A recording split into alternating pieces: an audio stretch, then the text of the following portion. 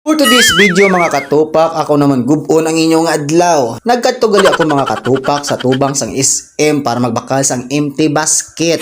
Ang ilang empty basket mga katupak, tag 15 lang ang bilog. Gimbakal ko ini para sudlan sang amon mga bayo. Kay amon mga bayo mga katupak, wala surudlan, ara lang sa higad. Gani mapuslan gid ini kung may ara kamo nga nabalaan nga may gabaligya sini nga empty basket. Gani kung gusto niyo magbakal diri lang sa tubang sang SM mga katupak. 5 lang anay kabilog ang akon gimbakal, 4 ka pula kag 1 ka puti. Ang iban sini ginagamit nila para sudlan sang piso sang manok. Ang iba naman ginasudlan sang alimango. Nadumduman ko sang gamay pa ako, gindala ako ni mama sa tindahan. Ginsudlan ini sang manugbaligya sing pispis nga maya. Amo na ilang nga ginasudlan mga katupak, di ba?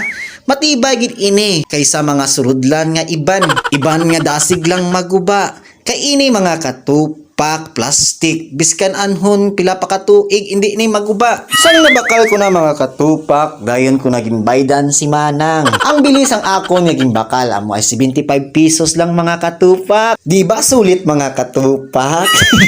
Hindi lang empty basket ang ilang ginabaligya mga katupak. May ara man sila mga prutas. Prutas parehas ang mangga kag orange kag apple mga katupak.